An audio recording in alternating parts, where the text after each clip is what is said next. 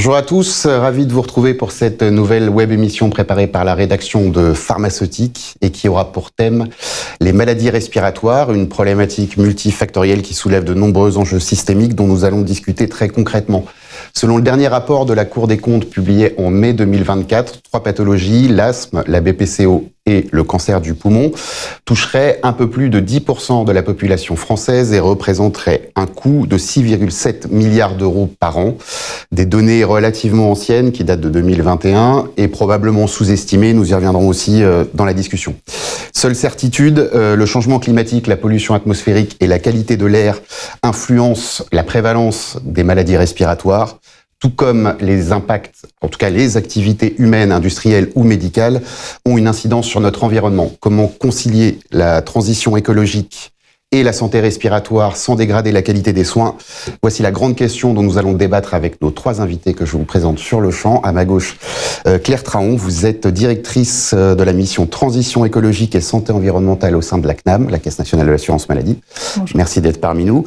En face de vous, à ma droite, Anne-Laure Dresneau, vous êtes la présidente d'AstraZeneca France.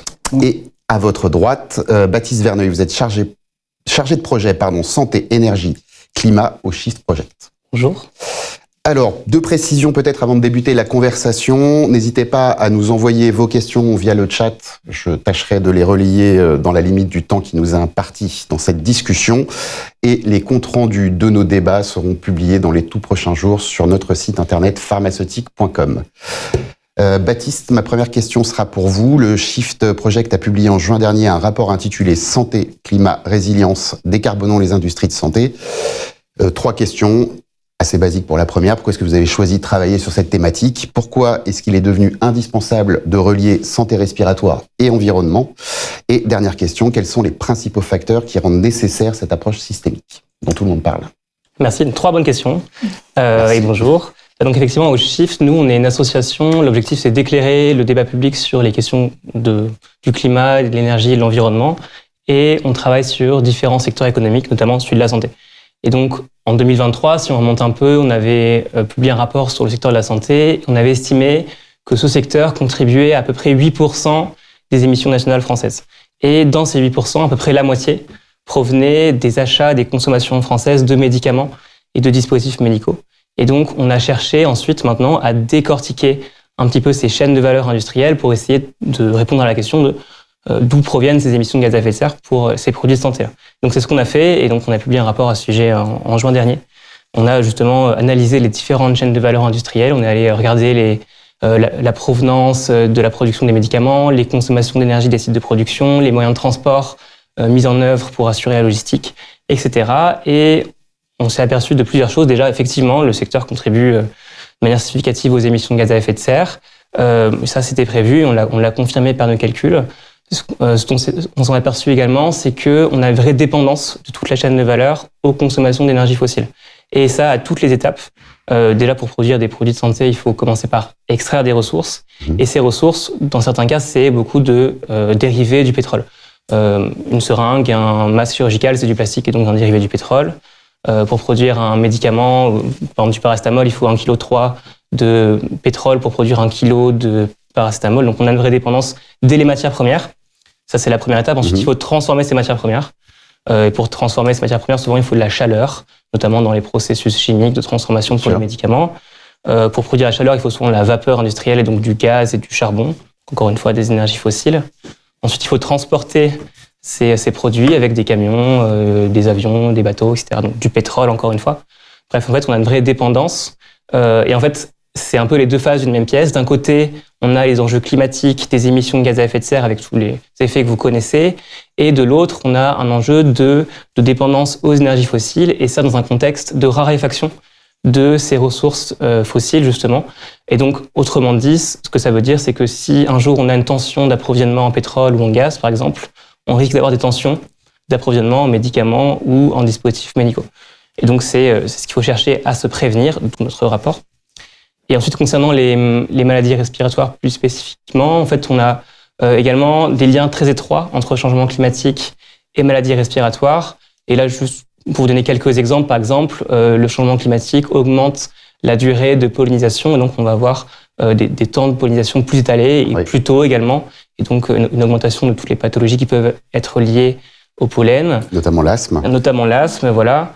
Également, quand les températures augmentent, on a des augmentations de la pollution atmosphérique. Et donc, ça, très concrètement, ce que ça veut dire, c'est que pendant les vagues de chaleur, on a plus d'entrées aux urgences pour des pathologies respiratoires. Bref, on a des enjeux qui sont très liés, d'où justement l'intérêt de se poser la question de comment faire pour lutter le changement climatique pour les maladies respiratoires. Et alors, j'ai juste une question hors programme. Pour le coup, on évoque souvent ce fameux chiffre de 8% par rapport à d'autres secteurs d'activité. Comment la santé se situe ? Alors, 8%, ça peut paraître pas énorme. En fait, c'est très gros. La santé en France, c'est à peu près 10% du PIB, 12% des emplois. Donc, on est dans le même ordre de grandeur. Donc, entre guillemets, c'est cohérent parce que c'est un secteur qui génère beaucoup d'activités, beaucoup de transport, beaucoup d'alimentation dans les établissements hospitaliers, des bâtiments, également beaucoup d'industries qui sont mobilisées pour répondre aux consommations françaises. Donc, entre guillemets, c'est prévisible et c'est normal que ça émette des émissions qui sont très significatives. 8%, c'est important, c'est plus important que le secteur de l'aérien, qui est à peu près autour de 5%, ou du numérique, qui est à peu près également autour de 5% en France. D'accord. Donc, c'est pas du tout négligeable, notamment dans un contexte où, pour respecter les accords de Paris, dont la France est signataire, on doit baisser d'à peu près 80% les émissions d'ici 2050. D'accord, très clair. Alors Anne-Laure, à la lumière de ce que disait Baptiste à l'instant, quelles sont selon vous les priorités pour réduire le fardeau environnemental des maladies respiratoires ? Alors les priorités vont être, on va répondre à certains des points qui ont été soulevés par Baptiste, évidemment. Alors je dirais que pour nous, les priorités, elles se situent sur différents niveaux. Alors le premier, c'est, je dirais, la responsabilité de l'industriel. Donc c'est s'assurer que toutes nos lignes de production sont le plus possible propres. Et notamment, enfin, je réagis à ce que Baptiste vient de dire sur la partie énergie fossile, puisque ça c'est quelque chose aussi que nous, on a beaucoup réfléchi. Et donc la plupart de nos sites maintenant sont équipés de sources d'énergie renouvelables partout. C'est vraiment quelque chose qu'on fait sur quasiment tous nos sites.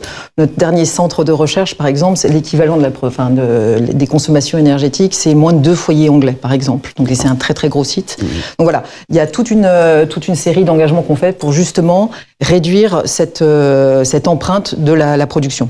Après, il y a un deuxième élément, et vous l'avez rappelé, les médicaments, c'est à peu près 50% des 8% de... la moitié, voilà. La moitié des émissions. Donc là, évidemment, sur la partie du gaz, on est aussi, nous, très attachés à faire, alors au-delà de la production, s'assurer qu'on utilise les bons ingrédients et qu'on a les bons gaz, notamment puisque on a des gaz inhalateurs pour les traitements des maladies respiratoires. Et le dernier élément que je voudrais mettre en lumière, c'est que dans toutes ces questions, il faut qu'on se pose la question de façon un peu holistique sur les émissions de gaz. Et c'est ce qui rend la question un peu compliquée. Souvent, quand on va regarder les émissions de la santé, on va dire 50% c'est le médicament. Et c'est vrai, c'est tout à fait ça. Maintenant, ce qu'il faut bien avoir en tête, c'est qu'un patient non contrôlé, donc qui va pas avoir le bon traitement, est un patient qui va générer 3 fois plus d'émissions qu'un patient bien contrôlé. Et ça aussi sont des choses qu'il faut prendre en compte, et c'est pas aussi simple que de se dire je vais juste prendre l'angle du médicament. Donc c'est un peu, je dirais, quand nous on réfléchit sur nos priorités, on a à la fois les priorités d'industriels qui sont, comme je l'ai dit, de s'assurer qu'on est propre au maximum sur toutes les énergies, qu'on choisit les bons ingrédients. Donc ça c'est quelque chose qui est réfléchi, je dirais, dès la conception de nos nouveaux produits. Donc ça c'est quand même quelque chose d'important. Précoce, ouais. Et puis je dirais qu'il y a un autre élément qui est vraiment un acteur de santé. C'est pas forcément ce à quoi on pense quand on parle des industriels. Mais on le démontre au quotidien et pour vraiment s'assurer qu'on travaille au meilleur contrôle des patients. Et ça passe notamment, mais pas uniquement, avec un accompagnement des parcours de soins, mais aussi un des éléments importants, c'est de s'assurer qu'on a, par exemple, dans les maladies respiratoires, les bons traitements. Et vous savez qu'il y a des patients qui vont choisir qui vont avoir une adhérence différente d'un type de dispositif à un autre. Donc ça, ce sont des choses qui doivent être réfléchies aussi en termes de proposition d'offres pour les patients. Et en concertation avec eux, j'imagine, vous évoquiez l'empreinte carbone des patients pour le coup. Baptiste, sous votre contrôle, ce sont les transports, ce sont les hospitalisations, ces choses-là? Alors en fait, donc nous, dans notre rapport, on a décortiqué un peu les chaînes de valeur. Alors effectivement, si on regarde à l'échelle d'un patient, en fait, ça va vraiment dépendre de quel patient on parle. Bien sûr. Il peut se déplacer en voiture pour aller en établissement de santé, il va solliciter les établissements, donc du bâtiment. Par contre, si on regarde les chaînes de valeur industrielles des médicaments, là, pour le coup, les émissions proviennent vraiment des activités de production. Pour plus de la moitié, c'est donc les sites industriels eux-mêmes. Et principalement, pour la production de la matière première. Et la matière première des médicaments, c'est les principes actifs notamment. Les principes actifs, c'est normal, c'est complexe, c'est parfois plusieurs dizaines d'étapes de transformation, transformation chimique, énergivore. Pour les dispositifs médicaux, les matières premières, c'est du plastique. Donc, une grande partie des émissions proviennent de la production de ce plastique lui-même. En fait, c'est les fournisseurs des industries pharma. D'accord, très clair. Alors Claire, je me tourne vers vous. La santé environnementale, c'est un sujet technique, évidemment, à discuter. C'est aussi un enjeu de santé publique. Comment est-ce qu'on peut réduire efficacement les besoins en santé respiratoire, qui sont peut-être la première étape de la chaîne? Et quel est le rôle de l'assurance maladie, notamment de la mission que vous dirigez? Oui, alors en fait, le sujet d'aujourd'hui illustre bien finalement l'engagement de l'assurance maladie et donc la mission que je pilote désormais depuis quelques temps, qui est donc d'être un acteur de la transition écologique du système de santé, puisque comme on l'a rappelé à l'instant, c'est un enjeu. Les enjeux écologiques sont des enjeux de santé et au regard du poids du secteur de la santé, on a un rôle collectivement à jouer pour réduire nos émissions et contribuer donc à l'atteinte des objectifs de réduction de 80% des émissions.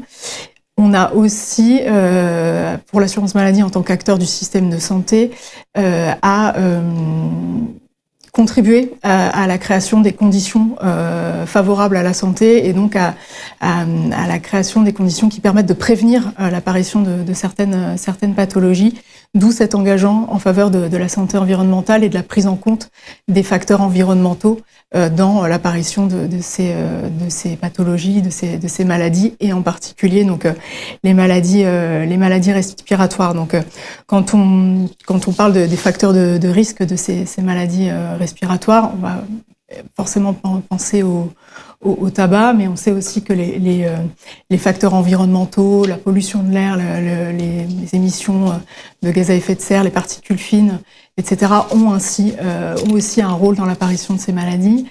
Les expositions en milieu professionnel également, oui. Et aussi la qualité de notre air intérieur. Une étude de Santé publique France de l'année dernière, il me semble, sur il y aurait des milliers de cas d'asthme infantile évitables rien qu'en aérant plus largement les salles de classe. Donc on voit que c'est un sujet et des enjeux de santé publique et de santé environnementale, et donc on a intérêt à prendre en compte ces facteurs environnementaux, y compris donc dans nos politiques de prévention désormais côté assurance maladie. Et s'agissant donc du volet décarbonation, décarbonation des soins, c'est vrai qu'il y a finalement un certain paradoxe à se dire qu'on va produire des médicaments pour soigner des maladies respiratoires qui finalement, tout en finalement contribuant à générer de la pollution, des émissions de gaz à effet de serre, etc., qui vont potentiellement accentuer ces phénomènes. Donc voilà, il y a un sujet aussi de cohérence à décarboner notre appareil de production de ces produits de santé. Et il y a un enjeu d'accès aux soins, comme le rappelait Baptiste à l'instant, puisque dans un contexte de potentielle raréfaction des énergies fossiles, c'est aussi un enjeu d'accès aux soins que de pouvoir continuer à produire ces médicaments, à les financer pour ce qui est de l'assurance maladie, et donc à ce que les assurés sociaux puissent en bénéficier. Donc voilà, tout ça pour bien montrer que ces enjeux écologiques liés à la production des médicaments et des produits de santé en général sont des enjeux de santé publique à plusieurs niveaux. Et donc c'est mieux prévenir et aussi mieux traiter qui permettra forcément de générer de réduire l'empreinte carbone de tous les acteurs du système de santé. Absolument. Enfin, je pense qu'on a finalement dans cette optique de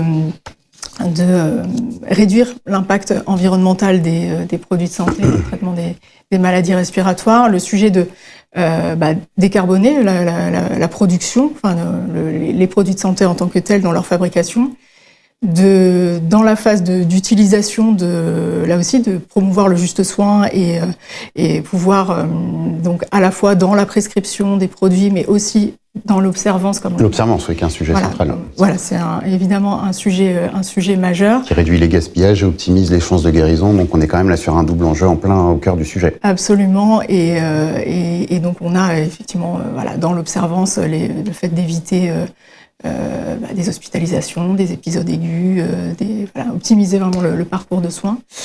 Et donc la troisième phase, c'est, comme on vient d'en parler, la prévention, d'éviter l'apparition de ces maladies par le fait de créer, encore une fois, les conditions Notamment en matière de dépistage d'ailleurs, puisqu'effectivement, un patient non dépisté, c'est un patient qui génère aussi, ce qu'on disait tout à l'heure, peut-être une empreinte carbone un peu plus importante.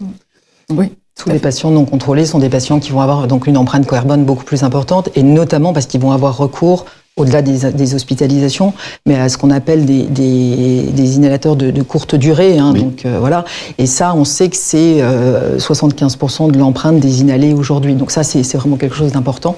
Et c'est pour ça qu'un patient contrôlé a une empreinte bien moindre qu'un patient non contrôlé. Très clair. Alors du coup, on a effleuré le sujet de la décarbonation des parcours de santé. On va entrer dans le vif du sujet dès maintenant. Vous aviez aussi tout à l'heure évoqué les principaux postes d'émission dans la chaîne de valeur des soins respiratoires. Comment est-ce qu'on réduit concrètement cette empreinte? Et il y a un sujet sur les leviers physiques, je crois. Alors tout à fait. Alors déjà, quand on regarde d'abord à grande échelle les industries, si on regarde entre guillemets la big picture, effectivement, on a parlé de la production des matières premières, des produits de santé, donc le plastique, les principes actifs notamment. Effectivement, ça prend la plus grosse partie des émissions de gaz à effet de serre des industries. La seconde moitié des émissions, c'est également la chaîne logistique, la production des emballages, la R&D également, qui implique un certain nombre d'activités. Donc ça, c'est pour la big picture, entre guillemets. Après, ce qu'il faut garder en tête, c'est que les solutions, elles peuvent être très spécifiques aux différents produits de santé, et notamment dans le cas des pathologies respiratoires. Déjà, au niveau des inhalateurs, on a déjà commencé à en parler, mais les inhalateurs aujourd'hui fonctionnent en partie via des aérosols doseurs, et donc utilisent des gaz pour propulser les substances actives pour l'inhalation. Et ces gaz, en fait, sont également des gaz à effet de serre, à peu près 1300 fois plus puissants que le CO2. Donc on émet des petites quantités, mais ces petites quantités ont un effet non négligeable. Non négligeable puisque en France, à peu près l'ensemble des inhalateurs doseurs, c'est à peu près 400 000 tonnes de CO2. Donc c'est grosso modo l'empreinte carbone de l'ensemble des habitants de la ville de Castres. D'accord. Okay. Ça, c'est pour les inhalateurs, donc c'est pas négligeable. Si on regarde autre exemple, par exemple l'oxygénothérapie, donc il y a deux parcours de soins principaux pour l'oxygénothérapie à domicile. On peut soit faire l'approvisionnement d'oxygène liquide au domicile des personnes prises en charge. Dans ces cas, il y a beaucoup de transports, donc il faut décarboner les transports, de livraison de l'oxygène. Il faut aussi décarboner la production d'oxygène industrielle. Soit l'autre cas, c'est produire de l'oxygène sur place, donc via des concentrateurs qui vont extraire l'oxygène de l'air ambiant. Donc dans ces cas-là, il y a beaucoup de consommation d'électricité. Donc dans ces cas-là, on peut justement essayer de décarboner justement les productions d'électricité, ou en tout cas essayer d'avoir des machines bas carbone. Donc bref, on a des solutions qui peuvent être très spécifiques aux différents produits de santé. Et donc ces solutions, très concrètement, elles se matérialisent dans des transformations des fois de sites industriels. On peut parler par exemple d'électrification de procédés de production ou de décarbonation de l'électricité existante, par exemple via des énergies renouvelables. On peut parler de relocalisation dans certains cas, ou en tout cas de maintenir une production française le plus possible, notamment parce qu'en moyenne, un médicament produit en France, c'est à peu près 40% moins d'émissions qu'un médicament produit en Chine, et à l'échelle européenne, c'est à peu près 30% moins qu'en Chine. Donc on a un intérêt, outre que l'intérêt économique, environnemental, à produire en Europe et en France, notamment grâce au mix électrique français qui est très peu carboné. D'accord. Et alors, juste, je profite de vous avoir aussi à table, excusez-moi, mais vous avez évoqué le maintien à domicile, justement. Est-ce que vous avez le distinguo, entre guillemets, entre ce que représente en termes d'impact carbone une prise en charge à l'hôpital, typiquement, et une prise en charge à domicile? Vous avez travaillé sur ces sujets ou pas du tout? Alors, on n'a pas fait les calculs, justement, de cette prise en charge. On peut décrire qualitativement les parcours de soins, et on peut décrire qualitativement quel est le poids de chacune de ces briques élémentaires de parcours de soins. Donc, quel est le poids de la machine qui va extraire de l'oxygène, quel est le poids du transport. On n'a pas fait le calcul du fait de savoir ça, mais effectivement, c'est un prérequis nécessaire pour pouvoir ensuite cibler et prioriser les actions de décarbonation. Très clair. Merci beaucoup, Baptiste. Alors, comment une entreprise comme la vôtre décarbone-t-elle sa production? Vous avez pris des engagements concrets pour atteindre la neutralité carbone. Je crois que c'est une ambition zéro carbone, si je dis pas de bêtises, d'ici à 2045. Comment tout ça se structure et s'orchestre? Alors, ça commence par des ambitions qui sont chiffrées et phasées dans le temps. Ouais. Et aussi une ambition et avec un engagement vraiment de toutes les équipes. Donc en fait, effectivement, on a un objectif de zéro carbone d'ici 2045. Donc si on regarde ça, on se dit oulala, c'est loin, vous faites pas grand-chose d'ici là. Alors on a déjà on a pris cet engagement en 2015. Donc notre base, c'est 2015. On était un des premiers laboratoires à vraiment à s'engager et avoir toutes nos targets en bon français qui ont été vraiment certifiés, avec vraiment un engagement sur différents points. Et l'idée, c'est de s'attaquer à notre scope 1 et 2. Donc vraiment. Est-ce que vous pouvez repréciser ce que recouvre le scope 1 et 2? Je pense que vous le feriez encore. Ou alors peut-être Baptiste, mieux que moi. effectivement. Encore mieux que moi, mais on comprenne bien. Grosso modo, on parle beaucoup de 3 scopes et effectivement le 1 et 2 concerne davantage les industriels de la santé. Voilà, le scope 1 et 2, c'est vraiment tout ce qui est dans le périmètre direct de notre contrôle, aussi bien la production que aussi tout ce qui va être les effets directs de nos médicaments, alors que le scope 3, c'est tous nos fournisseurs et les scopes les plus indirects. Vous me corrigez si je suis pas... Après ça, ce que j'avais en tête. Pour le garder de façon simple. Donc nous, on s'attaque en priorité sur notre scope 1 et 2, qui sont vraiment le cœur de notre métier et de là où on peut agir. Et là, on s'est donné une ambition, d'ici 2026, d'avoir déjà réduit de 98% nos scopes 1 et 2. D'accord. Donc d'ici fin 2026, c'est ça. Et moi, ce qui me rend particulièrement fier en tant que, employé AstraZeneca, c'est qu'on a été capable déjà de réduire de plus de 75% depuis 2015 sur toutes nos émissions de gaz à effet de serre. Et ça, on l'a fait en même temps qu'on a plus que doublé notre chiffre d'affaires.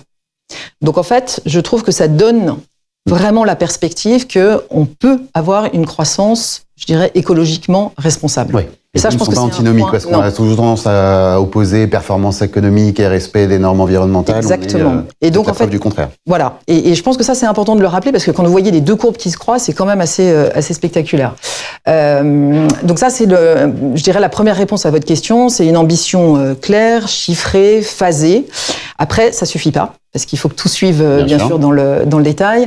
Et là, ce qu'on a commencé à faire, c'est vraiment attaquer un peu sur tous les fronts et sur toutes les dimensions. Donc vous parliez des énergies renouvelables, j'en ai déjà dit un mot, s'assurer que quasiment tous nos sites vont avoir recours à d'énergie renouvelable. C'est dans la conception aussi, s'assurer qu'on va aller choisir des ingrédients qui sont écologiquement responsables. Et puis ensuite, le diable est un petit peu dans les détails, c'est aller traquer toutes les sources d'émissions que vous allez pouvoir avoir dans différentes différentes lignes de production. Alors je vais donner un exemple parce qu'il est un petit peu emblématique, c'est celui de Dunkerque. Oui. On a la chance d'avoir en France notre usine mondiale de production des dispositifs pour le traitement de l'asthme et la BPCO pressurisés. Et donc là, c'est vraiment quelque chose c'est la seule usine mondiale pour AstraZeneca. Donc c'est évidemment pour nous une source très importante potentiellement de pollution. Donc là, on a été regarder un petit peu toutes les étapes de la production et on a été changé étape par étape différentes processus. Par exemple, là où on était avant avec une injection de gaz pour mettre sous pression certains chaînons, de la production, on les a mis sous vide. Ça paraît très simple, mais ça fait qu'il n'y a plus d'émissions sur cette partie-là. Quand on ne pouvait pas le faire, ce à quoi on a fait appel, c'est de la cryocondensation. C'est-à-dire qu'on va on va le refroidir et comme ça on peut récupérer les gaz et s'assurer qu'on ne les relâche pas dans l'atmosphère. Donc tous ces éléments permettent d'aller traquer vraiment dans tous les éléments les émissions. Donc ça, c'est au niveau de la production. Et puis ensuite, comme je le disais, il y a vraiment le choix des ingrédients. Et typiquement, quand on parle toujours de Dunkerque, aller choisir le bon gaz dans les dispositifs inhalés pressurisés va aussi faire la différence. Ouais. Et ça, on y reviendra peut-être après. Tout à fait. Et alors, idem, question Ursula, je profite de vous avoir par rapport au groupe, à la maison mère, qui est donc un groupe anglo-suédois, si je dis pas de bêtises. Tout à fait. Comment est-ce que la France se situe? Est-ce que vous avez pris des engagements pour devancer finalement soit les normes, soit même les engagements que vous avez pris? Comment est-ce que la France se situe par rapport au groupe? Alors la France se situe vraiment, je dirais, un petit peu au même rythme que le reste du groupe, c'est-à-dire qu'on est engagé aussi bien sur notre site de Dunkerque. Donc là, on a fait les dernières évolutions. On a investi, je crois, c'est il y a 2 ans à peu près, et on a terminé toute la transformation des chaînes de production là il y a 6 mois, 1 an. Donc on est au même rythme que le groupe, parce que le groupe a des ambitions qui sont quand même assez agressives. Donc voilà, on suit. Vous êtes dans le, mais on est parfaitement en ligne avec le reste. Et c'est vrai que on a aussi changé toutes les voitures des collaborateurs. On est passé en 100% électrique. Voilà, la liste est longue. Je vais vous éviter non, bien liste, sûr, mais voilà, ça fait partie des choses des engagements fermes et maintenus dans la durée. Absolument. Claire, du coup, les initiatives développées par l'assurance maladie pour réduire donc les impacts des maladies respiratoires. En clair, comment est-ce qu'on intègre cette fameuse éco-responsabilité, cette éco-conception du soin dans les parcours, dans les prises en charge des patients? Il y a un enjeu de formation, j'imagine. Oui, alors je voulais juste revenir sur l'action d'AstraZeneca, parce que effectivement, je trouve que c'est assez. Il faut saluer cet engagement et il y a effectivement la volonté d'accompagner au niveau, alors pas qu'au niveau de l'assurance maladie, plutôt au niveau de l'État, les industriels dans justement cette décarbonation. Dans le cadre de la feuille de route nationale planification écologique du système de santé qui est pilotée par le ministère de la Santé, il y a une méthodologie d'évaluation carbone des médicaments qui a été diffusée en février dernier. Exactement, février dernier. Et donc voilà, après c'est aux industriels de s'emparer effectivement de cette méthode qui permettra qui se veut relativement simple, commune, et nationale, qui permet à chacun de s'approprier cette méthode pour ensuite effectivement pouvoir mettre en place du côté de l'État cette fois les politiques publiques qui vont accompagner la décarbonation du secteur. Donc, et effectivement, on voit que du côté des industriels, il y a un mouvement qui est déjà engagé. Ils n'ont pas forcément attendu cette méthode, mais en tout cas, ça va permettre d'avoir des données sur les produits pris en charge en France. Et potentiellement aussi d'informer les prescripteurs sur l'impact carbone. Oui, c'est important. Ça, ouais. Et donc je rejoins votre question par rapport à comment on accompagne cette décarbonation des produits de santé et de la prise en charge des maladies respiratoires. Eh bien, effectivement, en décarbonant l'appareil de production, et puis ensuite aussi donc dans la mise en place d'une politique de soins éco-responsable qui va de la phase de prescription, donc avec ce qu'on peut appeler l'éco-prescription. On a parlé des inhalateurs à l'instant. Il y a effectivement ce sujet pour les prescripteurs de pouvoir privilégier certains produits les moins carbonés lorsque c'est possible, évidemment, lorsque la situation médicale du patient le permet, lorsque un niveau d'efficacité égal, un niveau d'efficacité et de sécurité égal, évidemment, mais de pouvoir informer les prescripteurs sur l'impact carbone de ces produits, c'est important, et c'est ce qu'on espère pouvoir faire du côté de l'assurance maladie à moyen terme. Mais une fois qu'on a abordé cette question de l'impact carbone du produit, on n'oublie pas que la question essentielle, c'est effectivement le sujet de l'observance, puisque on aura beau avoir le produit le moins carboné possible, si le patient n'est pas observant et a effectivement un recours systématique au traitement d'urgence, par exemple, on a raté. On n'a pas atteint. Et on peut générer du gaspillage au-delà de la non-efficacité du traitement qu'on évoquait tout à l'heure. Des hospitalisations évitables, des épisodes aigus, des recours aux urgences, Donc, effectivement, le sujet, peut-être la meilleure façon de décarboner les soins pour les patients en maladie respiratoire, c'est effectivement de développer cette phase d'observance. Et pour cela, je pense qu'il y a un sujet essentiel. Là aussi, c'est quelque chose sur lequel l'assurance maladie revient très régulièrement, c'est la coordination pluriprofessionnelle dans la prise en charge de ces patients.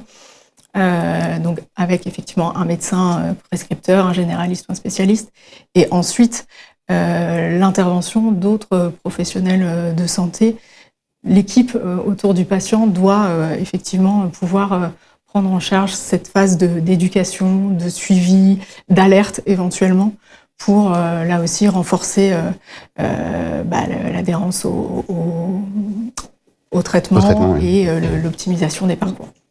Et alors, quel est le niveau, selon vous, aujourd'hui, d'acculturation, aussi bien des prescripteurs que des dispensateurs ou des autres opérateurs des parcours de soins?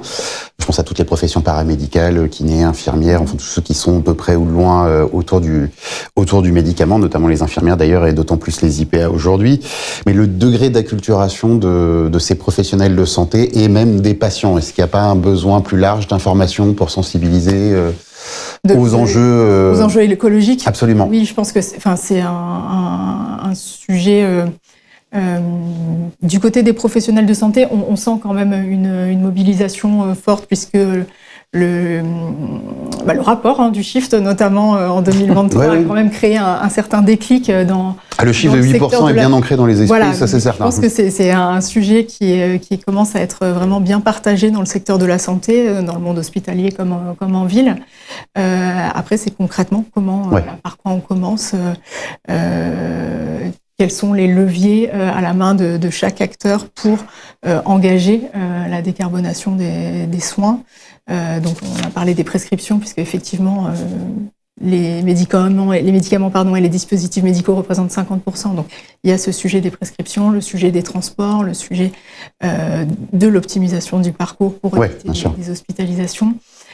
Le degré je pense qu'on peut, il y a besoin effectivement d'accompagner, de partager une culture commune avec l'ensemble des acteurs du système de santé, effectivement, pour réussir à embarquer tout le monde. Et en tout cas, ça fait partie des objectifs du côté de l'assurance maladie, que de pouvoir diffuser ces messages. On intègre désormais dans toutes les conventions nationales. Oui, ça, on va y revenir dans la troisième et dernière partie. Non, mais c'est pas grave. Mais oui, c'est devenu un volet de chaque convention signée avec chaque profession de santé conventionnée. Donc Baptiste, j'imagine, vous confirmez ce besoin d'information Oui, il y a un vrai besoin d'information, de sensibilisation, et effectivement, je pense pouvoir aussi confirmer l'engouement des professionnels de santé, et pas que, en fait, de tout le secteur, des industries, des institutions publiques sur le sujet. Et on peut s'en féliciter, mais il y a encore du travail, mais c'est globalement en bonne voie, en tout cas d'un point de vue sensibilisation, et notamment depuis à peu près 5 ans. Oui. Et peut-être insister davantage sur les initiatives vertueuses de part et d'autre, de tous les acteurs de la chaîne de santé aussi, certainement. Du coup, nous arrivons à la troisième et dernière partie de cette table ronde, les conditions de la transformation. Rien que ça, Baptiste, produire ou soigner autrement, finalement, question faussement naïve, est-ce que c'est réaliste ou utopique? A priori, ça l'est. Réaliste, j'entends. Et quelles sont les principales recommandations du Shift? Comment inciter sans contraindre, qui reste aussi un frein dans cette transition? Alors, très bonne question. Alors effectivement, c'est bien beau de dire il faut électrifier, il faut décarboner l'électricité, etc. Mais encore faut-il créer les conditions de ces transformations-là. Effectivement, en fait, nous, ce qu'on recommande, c'est d'agir à toutes les étapes et d'embarquer tous les acteurs. Et ça, dès la conception, déjà, parce que quand on conçoit un médicament, un dispositif médical, ensuite on crée une chaîne industrielle, et une chaîne industrielle, ça a une durée de vie de au moins 20 ans. Donc on doit produire ensuite un médicament pendant 20 ans, et s'il est très carboné, ça tombe mal. Donc on doit agir dès sa conception pour limiter justement les émissions de gaz à effet de serre qui vont être induites par ces produits de santé. Un autre exemple, c'est par exemple sur les équipements, les concentrateurs d'oxygène. Si on conçoit un équipement qui va être de basse consommation, en fait, on va pouvoir prévenir justement les émissions futures. Donc, on a un travail dès la phase de R&D.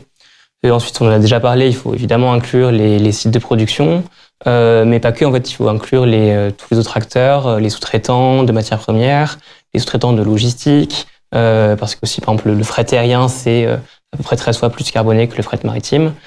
Il faut inclure également, par exemple, les prestataires qui mettent à disposition des patients les différents équipements qui peuvent décarboner leur flotte de véhicules qui va, par exemple, distribuer l'oxygène liquide au domicile. On a déjà parlé aussi d'inclure les prescripteurs. Les prescripteurs qui peuvent justement, quand c'est possible et quand on a un intérêt thérapeutique équivalent, prescrire un médicament moins carboné, ça va permettre de favoriser justement les les industries qui produisent justement de manière moins carbonée, effectivement. Également, il faut donc inciter justement les industries qui font ces changements à le faire en les valorisant, en choisissant les produits les moins carbonés. Et pour ça, on a la chance de pouvoir utiliser le levier de l'achat public, puisque l'achat public peut inclure des conditions environnementales, même doit les inclure d'ailleurs à partir de 2026, la réglementation. Et donc, on en a déjà parlé, mais on a une méthodologie qui a été développée par l'État pour pouvoir prendre en compte cet aspect environnemental. Et donc, nous, c'est ce qu'on préconise, c'est que les appels d'offres publics incluent cette méthodologie-là pour pouvoir favoriser les médicaments les moins carbonés, notamment les médicaments qui pourraient être produits en France ou qui auraient des processus de production plus vertueux, moins carbonés, et avec un poids suffisant pour que ça puisse permettre aux appels d'offres justement que ces critères environnementaux soient déterminants dans le choix des appels d'offres. Et peut-être aussi en faire, je sais pas, éventuellement un critère dans les mécanismes de fixation et de révision des prix des médicaments. Complètement, voire dans l'évaluation des médicaments par les autorités de santé. Bien sûr. Complètement, ou dans la fixation des prix aussi, par le CEPS par exemple. Tout à fait. Exactement. Anne-Laure, du coup, quelles innovations peuvent permettre de concilier performance clinique et réduction des émissions? Comment est-ce que les partenariats avec les professionnels et les associations peuvent accompagner, en tout cas accélérer cette transition? Et voilà, et comment intégrer, c'est la question que je posais à Claire tout à l'heure, mais pour la creuser, les innovations dans les parcours de soins là aussi. Oui, alors je vais revenir un instant juste sur je dirais le besoin d'informer aussi de façon un peu globale, parce que je pense que ça met aussi en lumière certains aspects de la question que vous me posez. Parce qu'effectivement, on voit depuis quelques temps vraiment une demande de plus en plus forte des professionnels de santé, et je voudrais citer aussi les pharmaciens hospitaliers. Oui. Vraiment de façon très très marquée, et aussi parce que je pense qu'ils sont engagés dans toutes ces analyses de cycle de vie et pour les appels d'offres, etc. Et donc en fait, on voit qu'il y a une vraie réflexion, une vraie demande. Pour autant, il n'y a pas nécessairement une vraie compréhension toujours. D'abord parce qu'on leur a pas donné nécessairement tous les éléments. Le médicament n'est qu'un maillon de la chaîne. Et je pense que ça, c'est encore quelque chose d'important. Donc, pour répondre à votre question, je pense que qu'est-ce qu'on peut faire, nous, et comment est-ce qu'on le fait aussi de façon un petit peu plus globale, et comment est-ce qu'on met les innovations au service, je dirais, aussi de la décarbonation. Donc, l'une des choses dont on s'est beaucoup parlé, c'est le contrôle des patients. Et je pense que l'un des éléments pour pouvoir contrôler un patient, c'est avoir une diversité de dispositifs. Ça, c'est une première chose. Et vous disiez, quand on fait un médicament, on le fait pour 20 ans. Pour autant, il y a quand même des améliorations qu'on peut faire. Et là, je pense qu'on a un exemple assez précis avec nos inhalateurs. On a déjà lancé nos inhalateurs.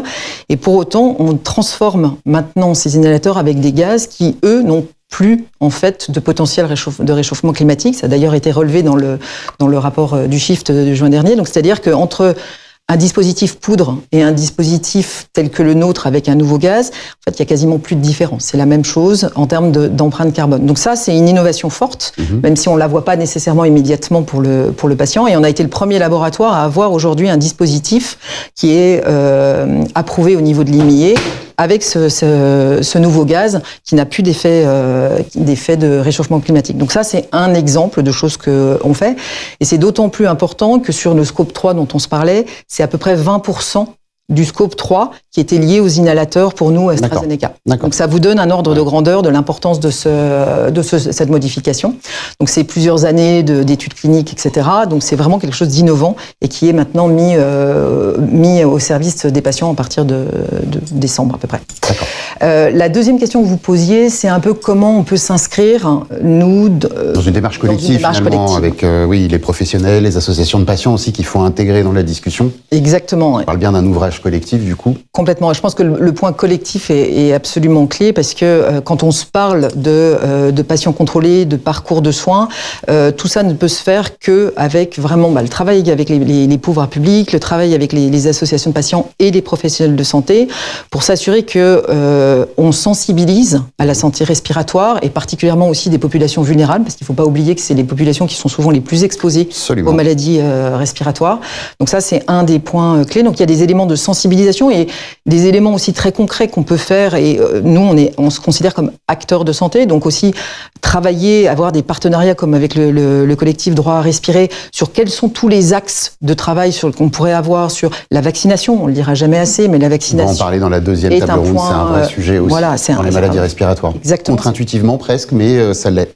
Mais en fait, c'est un peu tout ça, c'est que vous tirez un petit fil et il y a énormément de choses qui sont liées. Donc, en fait, l'éducation thérapeutique aussi qui va avec. L'éducation thérapeutique et qui le fait quand on sait qu'on a de moins en moins de médecins. Donc, en fait, qu'est-ce que nous, industriels, on peut mettre je dirais dans la balance pour aider à la détection précoce, et c'est plus compliqué évidemment dans les maladies respiratoires parce qu'on n'a pas des indicateurs biologiques comme on peut l'avoir pour d'autres maladies, donc c'est plus difficile, ça requiert vraiment d'avoir les bonnes spirométries, comment est-ce qu'on peut tester des modèles d'intelligence artificielle qui vont aider ce genre de choses, comment on peut faire appel à toute l'innovation pour accélérer le diagnostic, la prise en charge et l'adhérence en proposant différents types de dispositifs. C'est un petit peu cette c'est la quadrature du cercle, comme on dit. Voilà. Et alors, pour intégrer ces innovations, je ne sais pas si vous avez un commentaire à faire sur les enjeux en matière de régulation, de financement. Baptiste évoquait la possible intégration de ce fameux critère carbone, entre guillemets, qui pourrait prévaloir dans les évaluations, dans les mécanismes de fixation, de révision des prix. Est-ce que c'est quelque chose comme pour les enjeux de souveraineté, avec les produits fabriqués localement ou à minima en Europe? Là aussi, il y a des articles dans l'accord cadre. Ça fait beaucoup de questions. Ça fait beaucoup de questions en une. Alors, déjà, on se prépare avec toutes les analyses de cycle de vie qui vont être maintenant pris en compte dans les appels d'offres hospitaliers. D'accord. Ça, c'est quelque chose qui va être mis en place. Et il y a déjà cette étape-là qui va être mise en place. Nous, on est plutôt favorable à ça. Après, je pense qu'il faut être un tout petit peu prudent sur la partie production à 100% en Europe. Ça, ce sont pas des choses qu'on pourra avoir. Donc, il faut vraiment arriver à doser les choses et s'assurer qu'on ne pénalise pas non plus les innovations thérapeutiques. Donc voilà, il faut voir comment le faire, notamment si vous avez qu'une seule innovation thérapeutique qui répond à un besoin médical, vous allez être un petit peu contraint de ce point de vue-là. Mais nous, on n'est pas opposés à ce qu'il y ait une vraie reconnaissance des efforts qui sont faits sur la partie environnementale. Après, la question, c'est comment le faire de façon à ce que ça ne soit pas vu par un angle seulement, qui soit la production du médicament. Et c'est un peu ça qui est parfois un peu limitant. Mais non, on est parfaitement ouvert, et je pense qu'on se parle de collectif. L'une des choses qui me paraît très importante, c'est de garder le dialogue ouvert, aussi bien avec la CNAM, les associations de patients, les professionnels de santé, parce que c'est le seul moyen d'arriver à des mesures pragmatiques et qui permettent de faire avancer le débat. Très clair. Merci beaucoup, Anne-Laure. Du coup, Claire, dernière question. Vous l'avez évoqué aussi tout à l'heure, cet enjeu des conventions signées avec les différentes professions de santé. Il y a des programmes, il y a des outils sur lesquels l'assurance maladie travaille et des programmes et des outils qui vont sortir aussi. Que peut-on en attendre très concrètement ?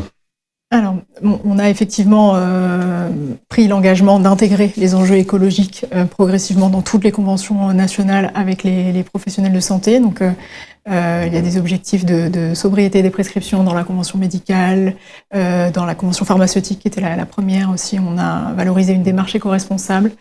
C'est le cas désormais avec les centres de santé. Donc, ça se fait progressivement au fur et à mesure des signatures. C'est un sujet qui emporte plutôt l'adhésion des différents représentants de ces différentes catégories de professionnels de santé. Donc voilà, on parle aussi de limiter le gaspillage avec les infirmiers. Voilà, tous les acteurs vraiment avec lesquels on signe des conventions sont embarqués. Et l'objectif, c'est pour l'assurance maladie d'accompagner ce mouvement via des outils. Donc, on a travaillé sur des mémos soins éco-responsables, et puis on travaille aussi évidemment sur des sujets d'accompagnement visant à favoriser l'observance et l'adhésion au traitement. Donc, si je prends l'exemple de la BPCO, depuis cet été, on a travaillé à la mise à disposition d'un outil de diagnostic territorial qui vise à identifier les ruptures dans les parcours de soins des patients BPCO. Et donc, à l'échelle d'un territoire, donc d'un département, d'une région, d'une CPTS ou encore d'une MSP, on va pouvoir identifier pour ces patients BPCO si il y a un sujet d'observance, une rupture liée à des défauts de vaccination, comme vous l'évoquiez, des sujets de faible réadaptation respiratoire suite à une hospitalisation, etc.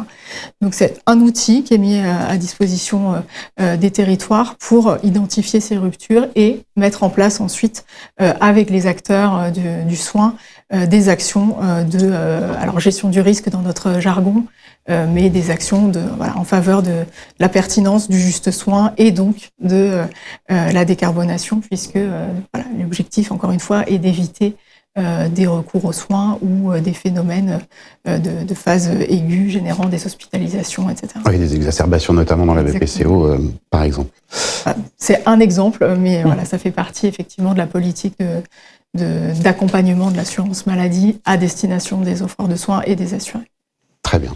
Alors, il nous reste 3-4 minutes dans cette première émission pour vous donner l'occasion à chacun et chacune de nous dévoiler une proposition. Concrètement, si vous deviez retenir une seule proposition courte, incisive et porteuse idéalement, pour décarboner les parcours de santé, quelle serait-elle? Claire, on commence par vous. Je pense que c'est la coordination pluriprofessionnelle, de pouvoir vraiment travailler, que les professionnels de santé, en tout cas pour ce qui est des soins primaires, le prescripteur, le médecin puisse s'appuyer sur une équipe, sur le pharmacien, sur le kiné, lorsqu'il y a un kiné qui intervient. On a des outils à disposition. Les pharmaciens peuvent aujourd'hui faire des entretiens pharmaceutiques, d'accompagnement des patients. Notamment dans l'asthme. Notamment pour les patients asthmatiques.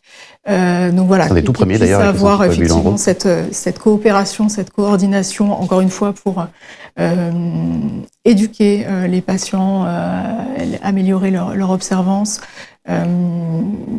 avoir aussi un rôle d'alerte potentiellement vers le prescripteur. Enfin voilà, cette coordination me paraît vraiment essentielle et on a aujourd'hui, je pense, tous les outils pour le faire. Notamment numérique, effectivement. Notamment numérique, des outils de partage d'informations, des messageries sécurisées, un dossier. Ouais, dans mon espace santé, effectivement. Voilà, donc je pense qu'on a désormais tous les outils. Il faut effectivement collectivement, encore une fois, qu'on puisse s'en emparer. C'est une mission qu'on pourrait donner à France Santé. Par exemple. Très bien, merci beaucoup Claire. Baptiste, une proposition qui ferait la différence. Une proposition qui ferait la différence, très très bonne question. Bon, déjà, il faut se remonter les manches, entre guillemets. Et non, peut-être, on a déjà beaucoup parlé, mais vraiment avoir en tête et garder en tête que décarbonation, ça ne veut pas dire dégradation de la qualité des soins. Et au contraire, en fait, c'est le présupposé de cette table ronde. C'est un prérequis, en fait, de maintenir cette qualité, voire de l'améliorer. Et on a donné beaucoup d'exemples, en fait. Une meilleure observance, c'est aussi de limiter du gâchis, donc participer à rendre le système de santé plus durable. C'est aussi le cas de la prévention, où on agit en amont, on fait que les gens sont moins malades, ou en tout cas, on fait en sorte que des pathologies se développent le moins possible. Et donc, on rend le système de santé plus durable également via des politiques de prévention. Donc, c'est pas du tout incompatible. Au contraire, en fait, on a des co-bénéfices sanitaires de politiques environnementales. Très clair, Anne-Laure, il vous revient la charge de conclure. Alors, je pense que je vais rejoindre un petit peu les deux précédents points qui vont être de vraiment améliorer la prise en charge thérapeutique pour s'assurer qu'on a un meilleur contrôle du patient, parce que ça reste quand même pour les maladies respiratoires des points clés pour éviter les exacerbations. Il y a toute une série de protocoles aussi qu'on peut mettre en place. Donc voilà, avoir un espace de discussion peut-être avec la CNAM, si on peut continuer cette conversation sur ce genre de choses, parce que je pense vraiment que tous les acteurs ont un rôle à jouer. Et je dirais aussi étendre, là on s'est beaucoup parlé des maladies respiratoires, mais je pense que c'est vrai dans quasiment toutes les maladies chroniques, on le voit. Et voilà, et donc avoir cette approche un petit peu holistique dans les maladies chroniques, avec des parcours de soins qui sont croisés. D'ailleurs, la CNAM travaille beaucoup là-dessus, avec des points de contact en fait entre les différents éléments, parce que ça permet aussi de mieux optimiser les soins et d'être plus efficient dans le système. Ça fait partie aussi d'une partie de l'équation.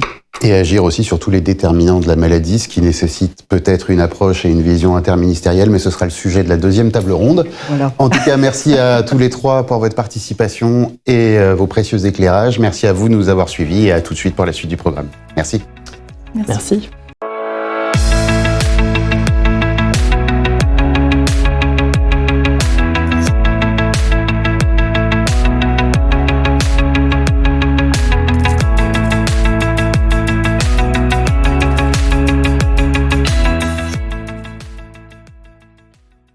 Bonjour à tous et bienvenue pour la deuxième partie de cette web émission sur les maladies respiratoires. Des maladies respiratoires qui, malgré les nombreux impacts sanitaires, sociaux et économiques, ne bénéficient toujours pas d'une stratégie nationale dédiée. Comment réduire la prévalence et la mortalité par des actions ciblées, comment réinventer les parcours de santé pour réduire les inégalités et comment faire de la santé respiratoire une priorité nationale. Telles sont les trois grandes questions auxquelles nous tâcherons de répondre pendant cette nouvelle table ronde avec nos trois invités, pour le coup en triple duplex. Nous accueillons le professeur Chantal Raérizon-Semgen. Vous êtes professeur de pneumologie au CHU de Guadeloupe et donc sur place. Et vous êtes aussi coprésidente du collectif Droit à respirer. Vous étiez également présidente de la Société de pneumologie de langue française, la SPLF, pendant la pandémie de Covid. On en reparlera très certainement. À droite de notre écran, nous avons le sénateur de Paris, Bernard Jomier. Vous êtes aussi vice-président de la Commission des affaires sociales du Sénat. Merci de nous consacrer du temps. Et au milieu, nous avons le docteur Frédéric Le Guillou. Vous êtes pneumo-allergologue et président de Santé Respiratoire France. Alors, sur la première partie, nous allons évoquer les différents leviers de la prévention. Comment est-ce qu'on peut agir concrètement dessus, puisque réduire la prévalence et la mortalité des maladies respiratoires suppose des actions ciblées, ce qu'on disait en préambule, voire même une éducation renforcée à la santé, idéalement sur les premiers âges de la vie. Monsieur le sénateur, comment est-ce qu'on peut lutter efficacement contre les facteurs de risque comportementaux et comment, au-delà des risques comportementaux et individuels, on peut mieux intégrer la dimension environnementale dans les politiques publiques de prévention? C'est le volet de la prévention primaire. Je suis toujours très, très heureux de pouvoir participer à des échanges sur la question des pathologies respiratoires parce que c'est un enjeu premier de santé publique et c'est un enjeu qui est insuffisamment pris en compte. Alors, pourquoi ? Vous avez un peu pointé en parlant déjà de prévention, c'est pas le point fort de notre système de santé comme tout le monde le sait.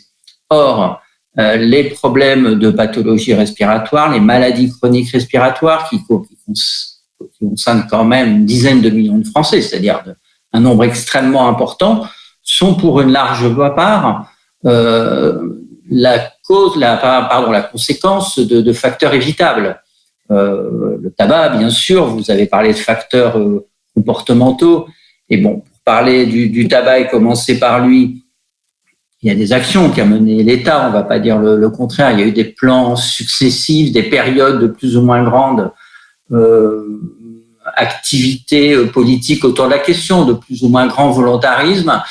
Ça n'a pas été sans résultat, puisque les chiffres de l'an dernier, notamment, sont plutôt positifs, avec une baisse qui est notable du tabagisme, mais on reste malgré tout un pays où on fume plus que dans la moyenne des pays européens. Et ça dit qu'on a encore beaucoup de chemin à faire, donc il ne faut pas se satisfaire de ces résultats.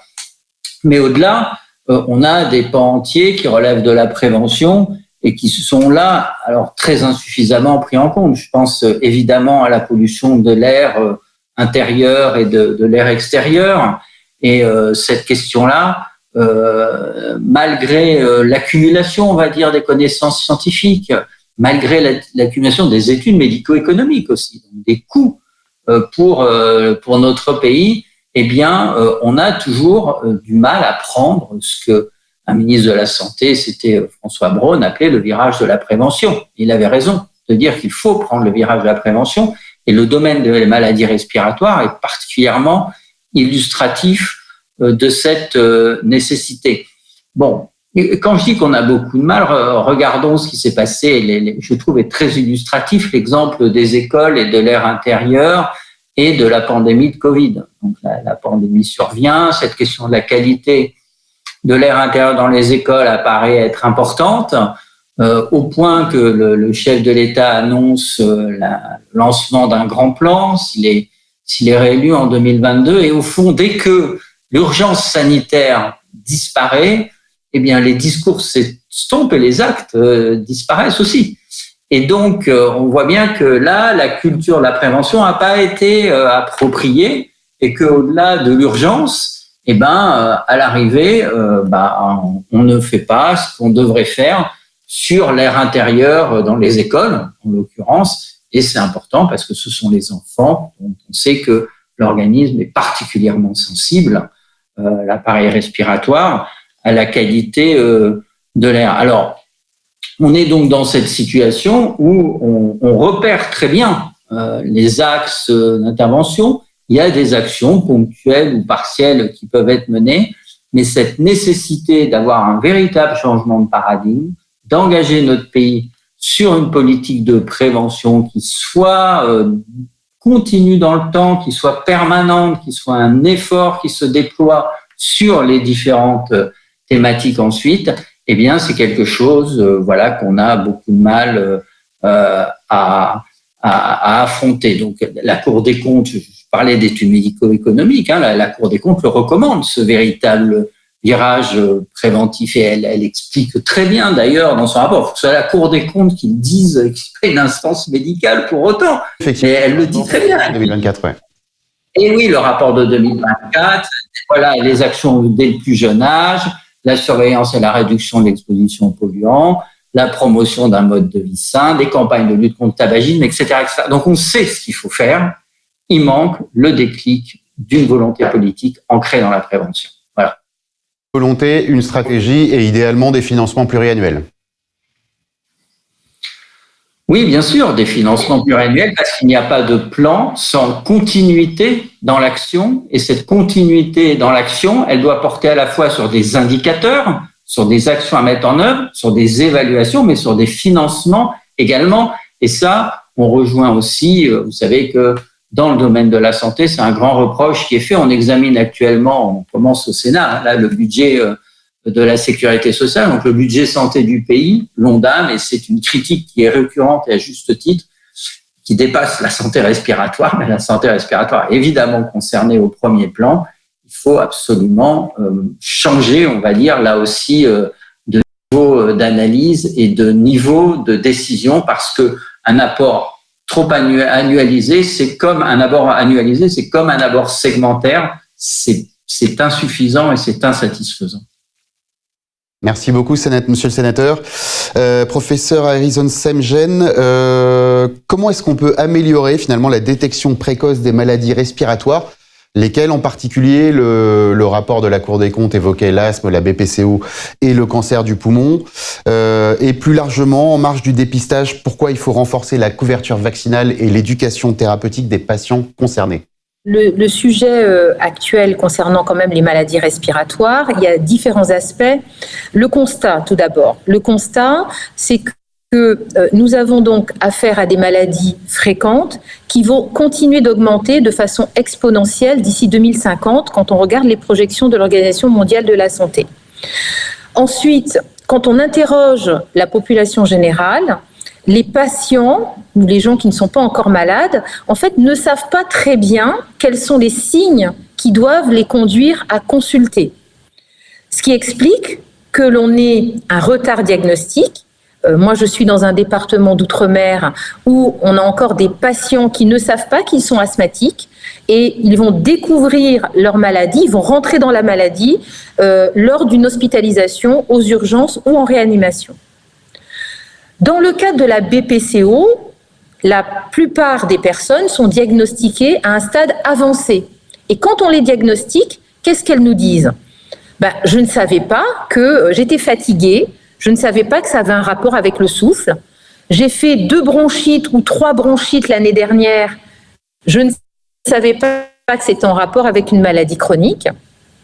Et dans le cadre du cancer du poumon, alors qu'on a maintenant des thérapies efficaces, et on sait que plus on détecte tôt, plus on opère tôt, plus les gens sont guéris. la plupart des cas, plus de 50% des patients, vont consulter à un stade malheureusement avancé, c'est-à-dire métastatique. Et nous n'avons toujours pas de plan de dépistage du cancer du poumon. Donc on va avoir une expérimentation, alors que certains pays européens ont déjà un plan de dépistage du cancer du poumon centré sur les populations. Voilà. Donc on a un sujet, on a plusieurs aspects, si vous voulez, dans la question que vous me posez, qu'il faudrait finalement mener de front et de façon coordonnée, qui est d'abord l'information du grand public, exactement comme le mois sans tabac, qui fonctionne et qui est une bonne action, parce qu'elle est visible, elle est répétée dans le temps, et que maintenant tout le monde a entendu parler du mois sans tabac.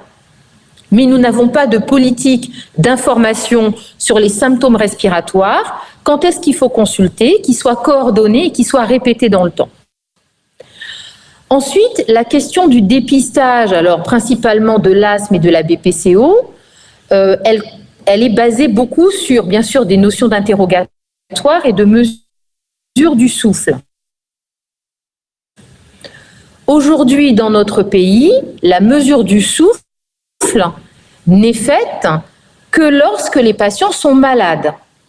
C'est-à-dire qu'on pourrait très bien envisager de faire des campagnes de dépistage, de mesure du souffle dans les caisses primaires d'assurance maladie, par exemple, lors des bilans de santé, auprès des pharmacies. Tout à l'heure, voilà, dans votre première table ronde, vous parliez de la couverture territoriale avec les parcours, les différentes professions.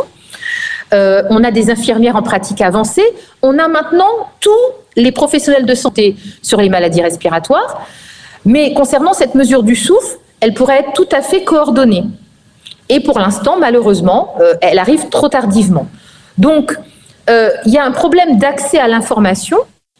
Et concernant la question que vous me posiez sur la vaccination, c'est vraiment l'exemple type. Tout à fait. Alors, bien sûr, malheureusement, la pandémie est passée par là.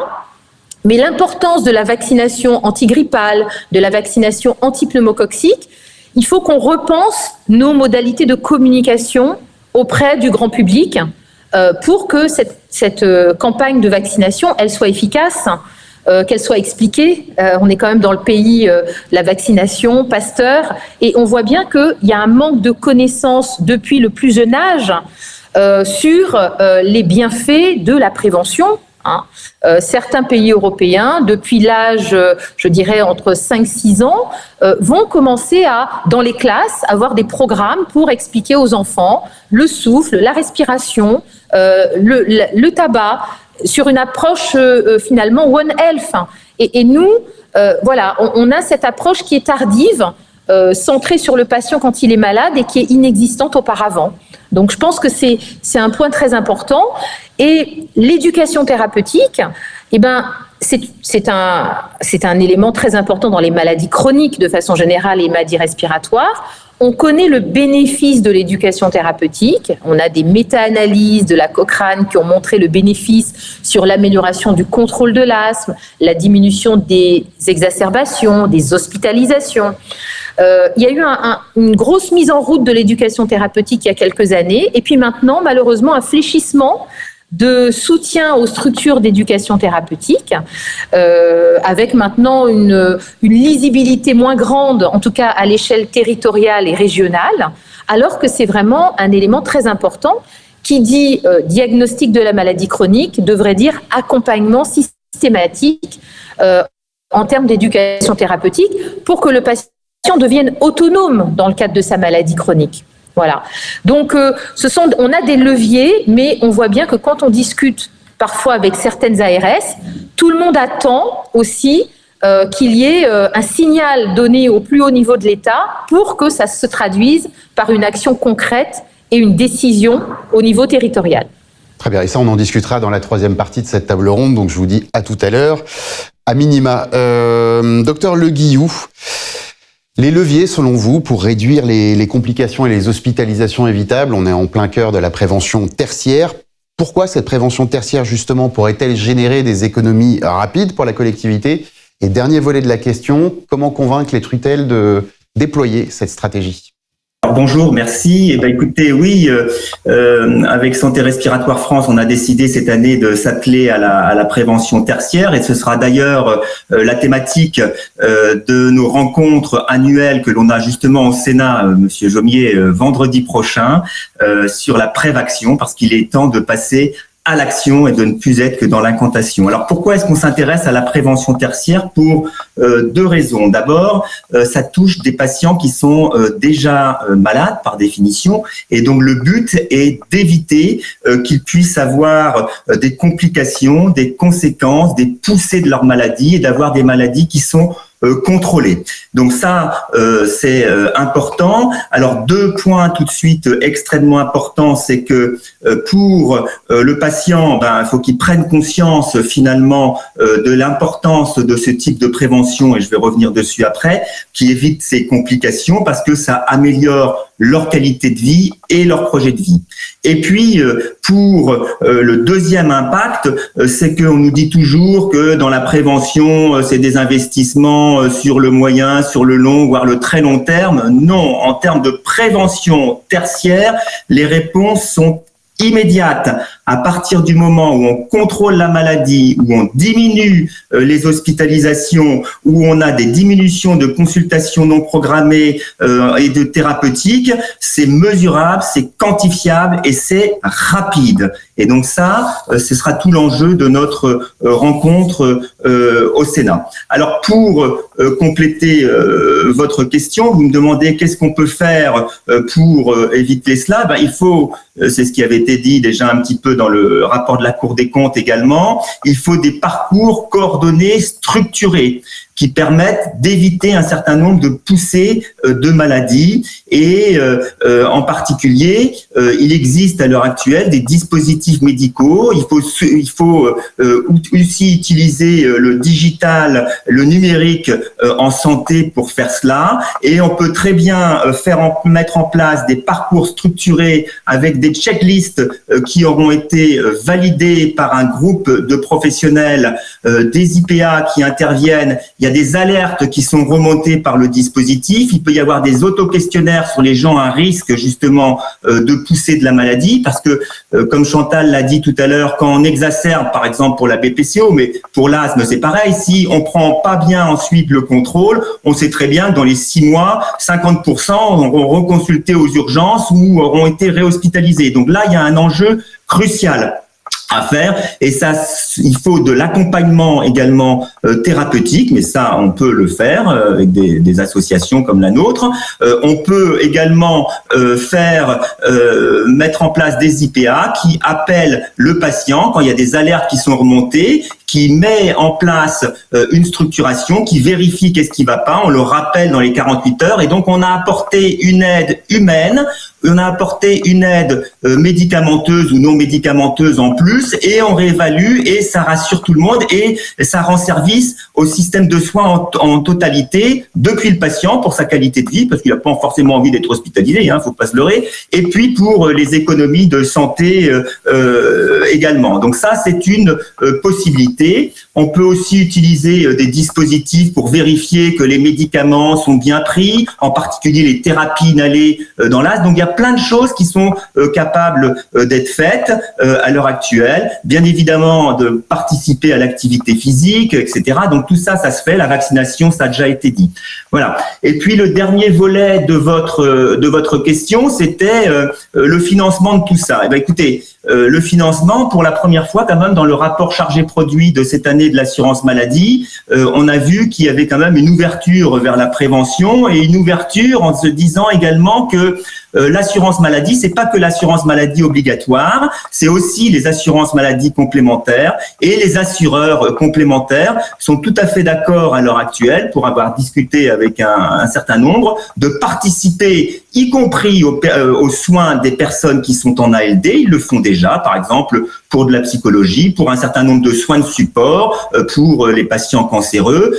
Voilà, ils sont tout à fait prêts à s'investir dans des parcours de santé structurés, tels que celui que je vous ai énoncé tout à l'heure, et puis pour également apporter leurs briques à l'édifice et à s'occuper de leurs adhérents. Voilà, donc je pense que là, on est vraiment à la croisée des chemins. L'avantage de la prévention tertiaire, évidemment, primaire et secondaire, c'est important, mais tertiaire, on a des réponses rapides. On verra si à partir du moment où les structurations sont mises en place, les retombées sont dans l'année qui suit. Donc voilà. Très bien. Merci pour cet éclairage et qui introduit également la deuxième partie, monsieur le sénateur. Comme l'expliquait le docteur Le Guillou, la prise en charge des maladies respiratoires nécessite des parcours déjà plus accessibles, c'est évident, mieux coordonnés assurément et aussi peut-être plus innovants pour réduire les pertes de chance des patients.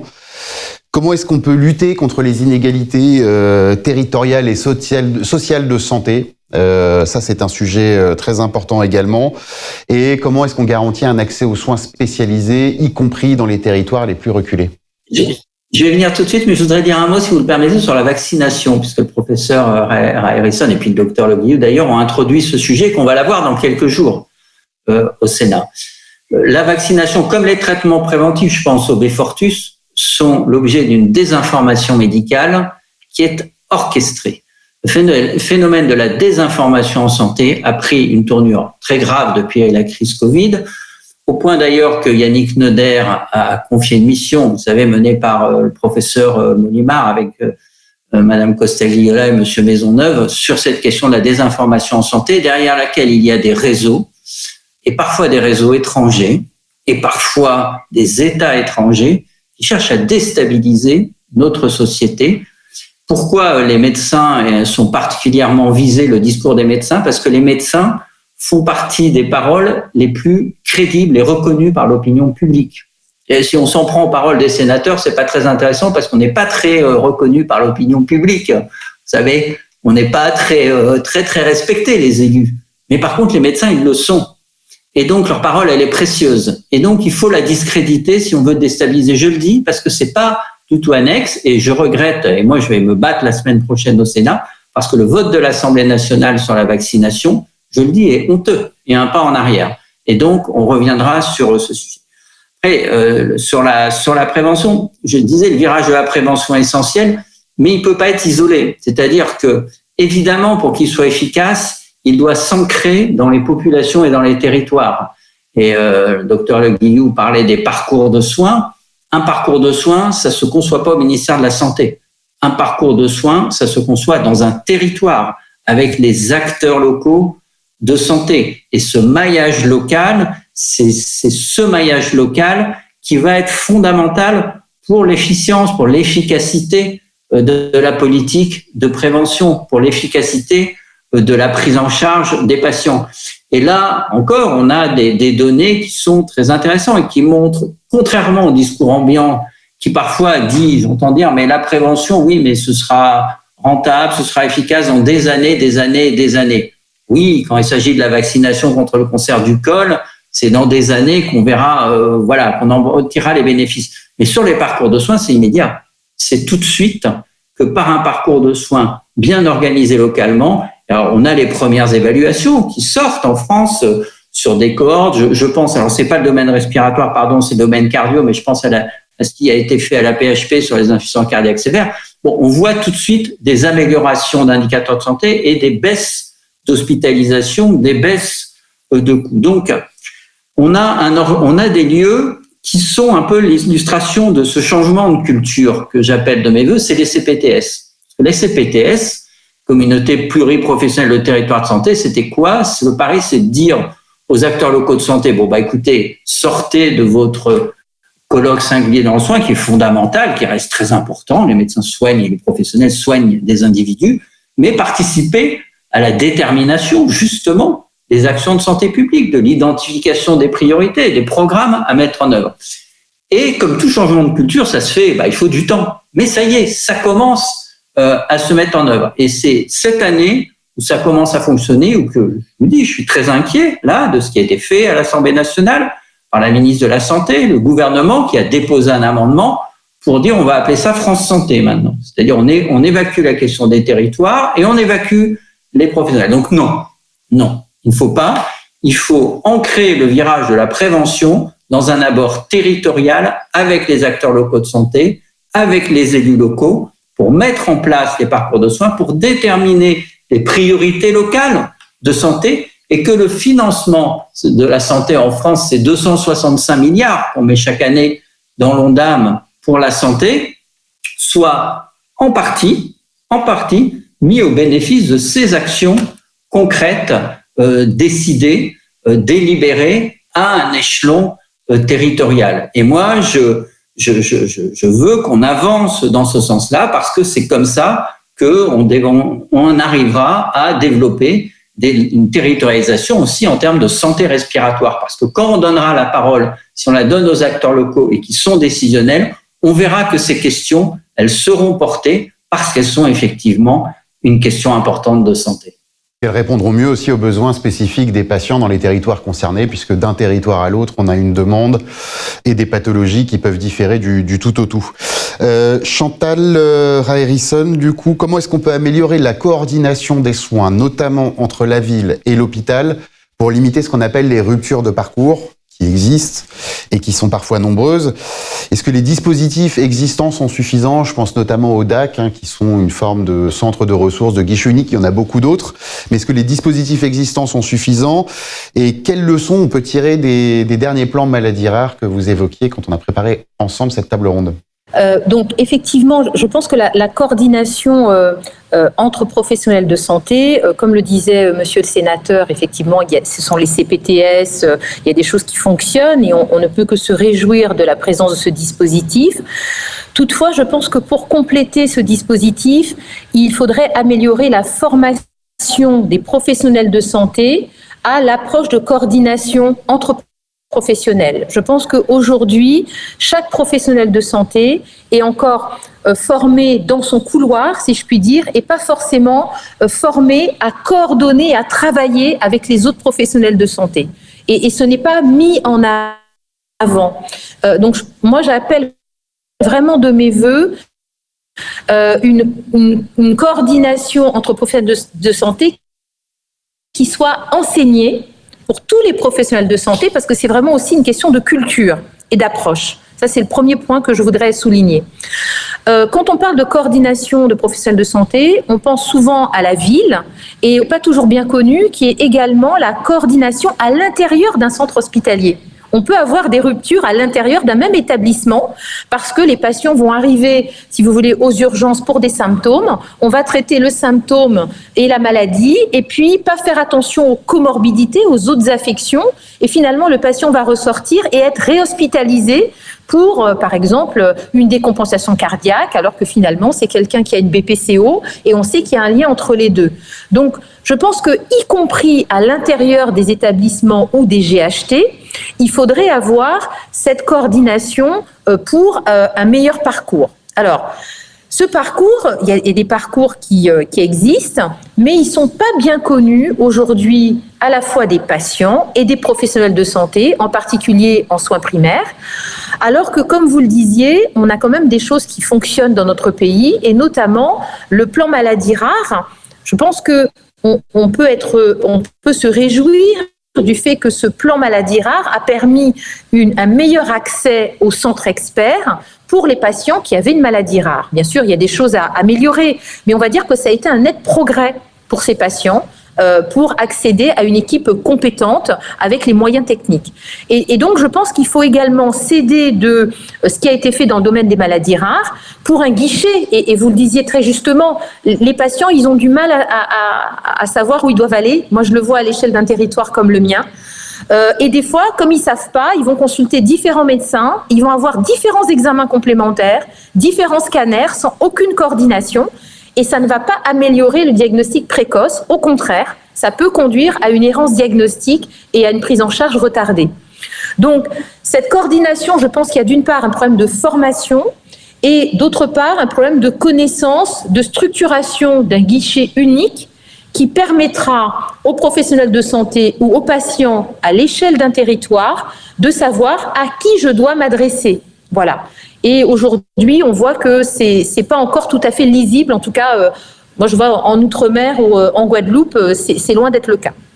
Et vous soulignez tout à l'heure le dispositif Moi sans tabac, effectivement une cartographie des ressources qui permettent aux patients ou même aux professionnels de géolocaliser les soignants les plus adaptés pour tel type de parcours ou tel type d'acte ou tel type d'examen. Ce serait vraiment une avancée majeure. Merci beaucoup, professeur, et à tout de suite, à très vite d'ailleurs pour la troisième et dernière partie. Docteur Le Guillou, sur les aspects de coopération interprofessionnelle, vous l'avez évoqué tout à l'heure, il soulève aussi des enjeux médico-économiques. Comment est-ce qu'on finance durablement ces parcours de soins coordonnés pour les maladies respiratoires chroniques notamment, et derrière le rôle des complémentaires que vous avez aussi souligné tout à l'heure, quelle part doivent-ils prendre dans le financement? Comment est-ce qu'on répartit AMO, AMC dans toute cette mécanique que vous décrivez? C'est intéressant. Alors d'abord, pour parler d'aspects médico-économiques, toujours en reprenant le rapport chargé-produit de 2026 de l'assurance maladie, on sait que un patient qui a une maladie chronique, en fait, dépense en moyenne 9 560 € par an, contre 1230 € pour des gens qui ne sont pas concernés par une maladie. Et ça va aller en continuant d'augmenter. Donc il y a effectivement un problème, tout le monde le dit, mais c'est vrai, c'est la réalité de soutenabilité du système tel qu'il a été conçu, en tout cas initialement, et il y aura sûrement des choses à voir, mais ça, ce sera davantage à la décision nationale, lors d'élections nationales qui peuvent décider d'orientation du système de santé. Alors, comment est-ce qu'on peut faire pour améliorer les financements? D'abord, je vous ai dit, je vous rappelle, tout ça c'était aussi dans le rapport de la Cour des comptes, 7 milliards d'euros pour les maladies respiratoires, dépensés chaque année, 150 millions pour la prévention. Vous voyez, l'écart, il est énorme. Donc il y a des enjeux importants, et donc il y a des investissements, je passe en prévention tertiaire, en tout cas là où on peut avoir les réponses les plus rapides pour montrer justement que la prévention ça marche, et ça ne dispense pas de faire la primaire et la secondaire, bien évidemment, tout est complémentaire, mais à un moment il faut montrer quelque chose et montrer l'efficience.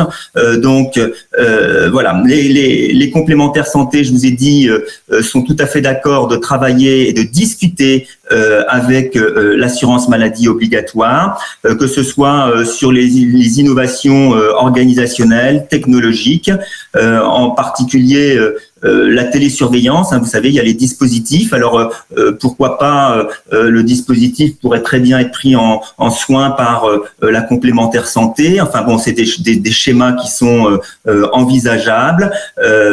Voilà, c'est un rôle important. Alors en termes d'organisation, on voit aussi qu'il peut y avoir des collaborations entre les fédérations hospitalières et les assureurs qui permettent de flécher des parcours. Ça a été fait dans un certain nombre de chirurgies pour, alors c'est pas des maladies chroniques forcément, mais ça permet de soulager en tout cas la durée d'hospitalisation et d'avoir du domicile, et le patient est toujours plus intéressé d'être à la maison que d'être dans un lit d'hôpital de toute façon. Donc tout le monde y trouve son compte. Donc je pense qu'il faut qu'il y ait des discussions en termes de prévention entre les différents assureurs qui trouvent leur ligne les uns les autres, plutôt que ils nous reprochent, nous, vous savez, on est habitués, les professionnels de santé, quand on va discuter avec les instances sanitaires, ils nous reprochent de fonctionner en silo parfois, mais eux aussi ils fonctionnent en silo. Et ce serait peut-être bien qu'il y ait une convention des assureurs sur, comme il y a une convention médicale, pour que enfin les gens puissent discuter autour d'une table et voir quelle est la répartition des différentes charges, et qu'est-ce qu'on met dans le panier de soins aussi. Donc voilà, ça c'est une discussion qui doit être prise, qui doit se faire au niveau national, et puis peut-être que Monsieur Jaumier a quelque chose à dire sur ce sujet d'ailleurs. En tout cas, la mutualité française revendique un rôle accru en matière de prévention. Ça, c'est déjà la première porte ouverte. Tout à fait. Très bien, merci docteur. Troisième et dernière partie de cette deuxième table ronde. Comment faire de la santé respiratoire une priorité nationale? Chantal, la réorganisation des parcours de soins semble possible. Vous avez d'ailleurs décrit les différents leviers qui pourraient nous permettre de concrétiser toutes ces ambitions. Mais elle suppose une gouvernance claire déjà et une politique affirmée au plus haut niveau de l'État. Le collectif Droit à respirer a formulé des propositions très concrètes en la matière. Est-ce que vous pouvez nous les rappeler? Et par ailleurs, comment convaincre aussi les tutelles de privilégier ces solutions plutôt que des mesures dispersées et peut-être moins productives du coup? Je pense que l'évolution à la fois internationale, le changement climatique conduit au fait que la santé respiratoire, maintenant, on peut dire que ce n'est plus un gros mot, entre guillemets. Hein. Donc ça, c'est déjà un point positif. Mais c'est vrai que on a besoin de convaincre les tutelles. C'est des personnes qui sont en capacité de changer les choses dans notre pays. C'est pour ça qu'on s'est organisé avec les associations de patients, les professionnels de santé, pour réfléchir de façon collective à ce qu'il faudrait faire. On a été bien sûr, et on est très heureux d'avoir le rapport de la Cour des comptes grâce à la demande du sénateur Jomier également, le rapport chargé produit de la Caisse primaire d'assurance maladie.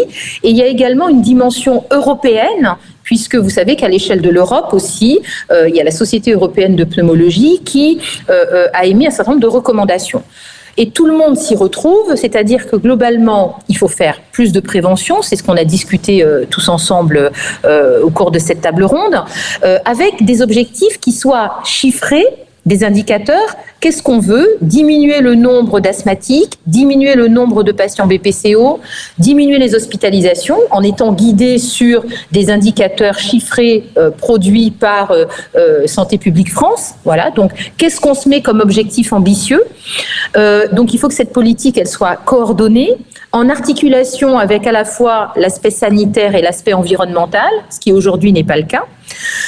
Et puis ensuite, on a vu améliorer bien sûr le parcours de soins des patients, en intégrant la dimension bien sûr environnementale, et on a des leviers pour le faire. Mais on est dans un pays qui est centralisé, et tant que l'on n'aura pas au plus haut niveau de l'État finalement un engagement fort sur le fait de décréter que la santé respiratoire et environnementale doit être une priorité pour les années à venir, eh ben, malheureusement, les choses ne bougeront pas, ou elles bougeront à la marge en fonction de l'intérêt de telle ou telle ARS ou de telle ou telle tutelle. Mais on n'aura pas une politique coordonnée qui a montré quand même une efficacité dans certains pays européens. On voit régulièrement la Finlande, mais on sait que c'est possible. Pour autant, il faut être ambitieux. Donc, on a un certain nombre de propositions.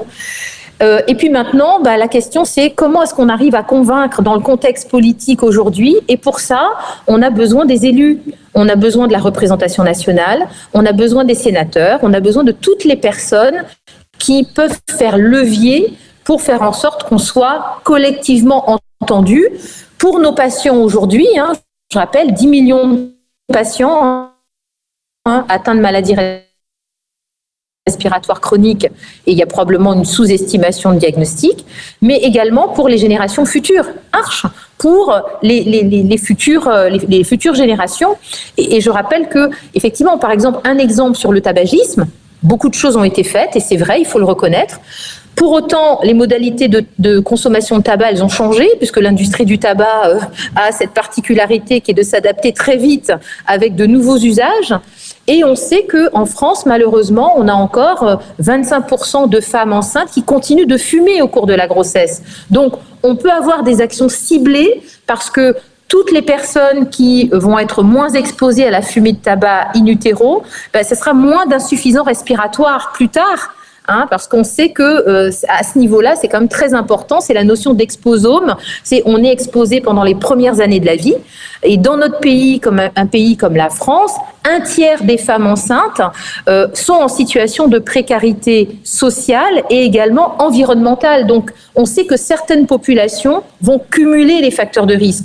Donc, on peut avoir des actions de prévention qui soient ciblées parce que le diagnostic, on le connaît et à travers les dispositifs qui existent déjà dans notre pays, en ayant une approche plus transversale, on pourrait diminuer cette exposition précoce et environnementale. Allant aussi vers ceux qui sont le plus éloignés du soin, là les verts, c'est un vrai sujet également.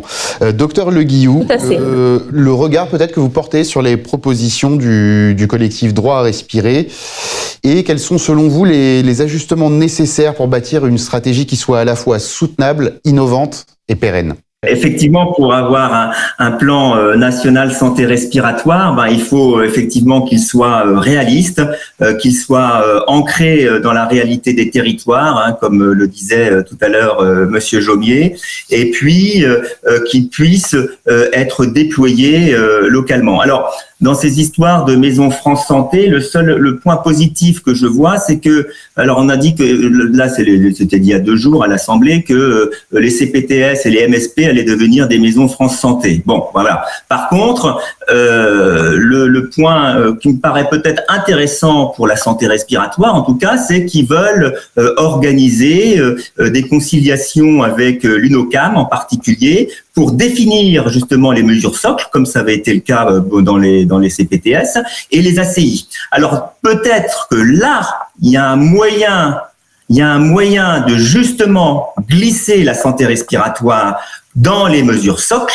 Comme ça, ça ferait partie des 3 mesures socles, par exemple. Donc on serait quasiment certain que les maisons France Santé ou France Service ou France Santé, seraient obligés, pour pouvoir avoir leur financement, d'adopter un certain nombre de mesures concernant la santé respiratoire, et en particulier des propositions qui vont émaner du plan national santé respiratoire, comme l'a indiqué Chantal. Donc il y a peut-être là quelque chose à faire pour mettre en avant auprès directement sur les territoires la santé respiratoire, et de mieux cibler, parce que effectivement des financements il y en a, c'est essentiellement des financements de coordination d'ailleurs.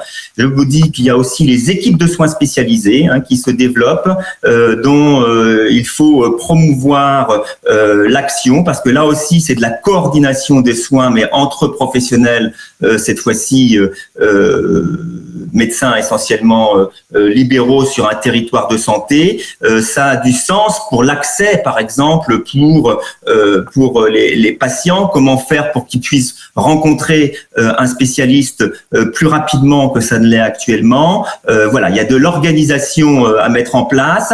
Je pense que tous ces systèmes-là doivent servir à faire de la coordination, mais de la coordination sur le territoire en fonction des besoins, et c'est pas forcément les mêmes besoins quand on est dans l'est de la France que quand on est dans le sud, par exemple, en termes d'allergologie, en termes de risques allergiques, c'est pas les mêmes, donc c'est pas forcément les mêmes actions, etc. Et il est grand temps de faire des choses comme ça, et de pas avoir une vision centrale, parce que ce n'est pas adapté forcément à ce qui se passe sur le territoire.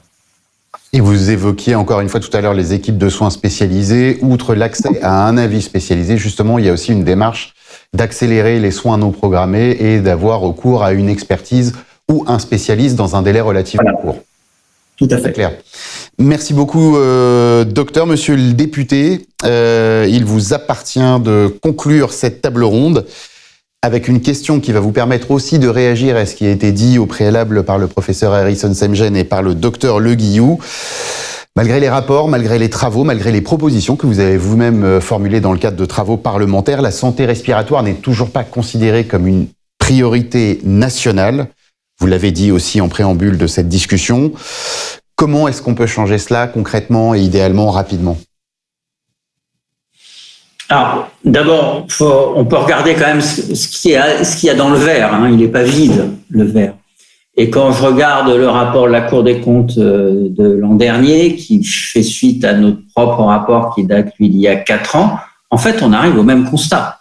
C'est-à-dire que le constat est partagé. Déjà, il n'y a pas de désaccord, et on ne dit pas blanc d'un côté, noir de l'autre. Et nos propositions, d'ailleurs, elles se rejoignent. Enfin, l'absence de pilotage global, une gouvernance qui est très éclatée, des moyens qui sont trop limités et des plans sectoriels qui sont mal coordonnés. Et donc, tout ça fait qu'en santé respiratoire, et plus généralement d'ailleurs dans l'écosystème de la santé environnementale, il y a une faiblesse d'action politique. Et je ne reviens pas sur le défaut de culture de prévention dont tout le monde, au fond, a parlé.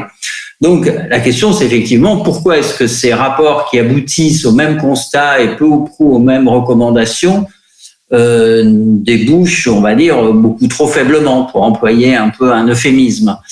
Eh bien, pour deux raisons. Enfin, d'abord, au niveau national. Au niveau national, l'incarnation reste faible. Et l'incarnation de la santé respiratoire, en particulier, reste trop faible. Donc, moi, je souscris à ce que porte le collectif Droit à respirer, à vos travaux, notamment, c'était il y a un mois à l'Assemblée nationale, le 9 octobre de mémoire, sur le plan national, santé respiratoire et sur la nécessité d'avoir un portage de ce plan, même dans notre système imparfait. Ce serait déjà un pas significatif et un pas qui nous permettrait de mieux ordonnancer tout un ensemble d'actions avec, encore une fois, une trajectoire pluriannuelle et surtout des objectifs quantifiables et évalués. Parce que moi, les plans parfaits qui sont remplis d'axes et où en fait il n'y a rien d'objectivé et pas d'objectif. Bon, on y arrivera aussi au niveau national. Puis après, je parlerai du niveau territorial rapidement. Quand le Parlement, avant de délibérer de l'ONDAM, c'est-à-dire de la dépense de santé du pays, délibérera en amont des objectifs, là aussi, et qu'on se fixera des objectifs. Par exemple, on pourrait dire, bon, ayons pour objectif d'avoir 10% de fumeurs dans notre pays. C'est pas réaliste. On fait comment? En combien d'années? On y met quels moyens? Voilà. Et ça devrait faire suite à une délibération encore en amont dans chaque département. Parce qu'à mon avis, c'est le bon niveau pour mettre en place des actions coordonnées de santé à l'échelle des territoires et pour les financer aussi d'ailleurs. Et donc, tant qu'on continuera au Parlement à discuter de l'allocation des moyens sans avoir discuté des objectifs de santé que l'on poursuit, eh bien, des pans majeurs de la santé publique continueront à passer sous les radars. C'est-à-dire, il y a beaucoup de choses qui se font quand même, heureusement, on finance beaucoup de choses, mais on ne voit pas la politique et surtout on manque d'objectifs quantifiables et évaluables. Donc ça, il y a une question au niveau national qui est assez forte. Et puis il y a la question territoriale, donc ça a été beaucoup dit, mais moi je pense vraiment que si on attribuait au niveau de chaque département, comme c'est le cas avec les CPTS, les CPTS ont un budget pour dire qu'est-ce qui est prioritaire. Eh bien, si on avait dans le budget santé du pays une part attribuée aux acteurs de santé au niveau de chaque département, eh ben, la santé respiratoire, elle apparaîtrait dans beaucoup de départements. Parce que beaucoup d'acteurs de santé savent que c'est une problématique première et qu'elle nécessite des programmes au niveau de beaucoup de territoires. Donc, on a ces deux fils à tenir, et tant qu'on n'arrivera pas à avancer sur les deux plans, ben ça va être difficile. Voilà. Mais moi, je suis raisonnablement optimiste parce que je vois quand même que ce discours de dire qu'on doit mieux flécher notre dépense en fonction des priorités de santé est un discours qui progresse. Comme progresse, et je vais répondre à la question du docteur Guillou en même temps, la question de qui paye quoi et qui fait quoi. Je crois qu'il y a un relatif consensus pour dire que la conception d'organismes complémentaires qui sont des compléments financiers à la prise en charge par l'assurance maladie est datée et obsolète. Voilà. Je veux dire, ça n'a pas beaucoup de sens et ça ne fait pas progresser. On s'en fiche que quand un patient est en réanimation, l'organisme complémentaire paye 15 ou 20%, c'est pas la question. La Sécu devrait tout payer. Voilà, ça n'a aucun intérêt. Par contre, on pourrait effectivement, et moi je l'ai proposé depuis 2022, mettre autour de la table l'ensemble des financeurs, donc la Sécu et les OCAM principalement, mais il y en a d'autres aussi, qui sont plus mineurs dans notre système de santé, pour rediscuter de la répartition des rôles. Et qu'à cette aune-là, il me semble que des domaines comme les politiques de prévention, la santé au travail, la santé sexuelle et la santé des femmes, par exemple, sont des secteurs, des domaines sur lesquels, d'ailleurs, les complémentaires disposent de beaucoup de données qui ne sont pas exploitées et où elle pourra intervenir en complément de la sécurité sociale qui n'interviendrait pas nécessairement au premier euro. Et je pense que, et je sais que la mutualité, on a discuté avec ses responsables, avec Éric Chenu, etc., n'est pas du tout fermée, au contraire. Elle est demandeur. Mais depuis, ce sont des grands débats qui se structurent à l'occasion de l'élection présidentielle. Et comme vous vous rappelez, en 2022, il y a eu un début de débat escamoté sur la grande sécu. Voilà, moi, je suis pas favorable à la grande sécu, je le dis tout de suite. Mais il y a eu un début de débat et il s'est arrêté tout de suite. Et depuis, le dossier a été refermé et on n'a pas avancé. Et la situation n'est pas satisfaisante parce qu'elle ne se fait pas, la répartition actuelle ne se fait pas au bénéfice des usagers, des patients et de la santé publique. Or, vous êtes là pour ça, vous les professionnels de santé, et moi je crois que nous les élus, c'est aussi notre rôle. Très bien, ce sera peut-être, sait-on jamais, le sujet qui animera la prochaine campagne, la prochaine élection présidentielle. En tout cas, je retiens 3 mots, hiérarchiser, prioriser et objectiver, pour franchir ce cap et accélérer l'agenda politique. Merci à tous les 3 pour la qualité de vos interventions et la richesse de vos propositions. Ainsi s'achève cette web émission. Merci à vous de nous avoir suivis à distance et nous vous donnons rendez-vous le 18 novembre prochain, donc très bientôt, pour une nouvelle émission sur la maladie d'Alzheimer. À très bientôt. Au revoir.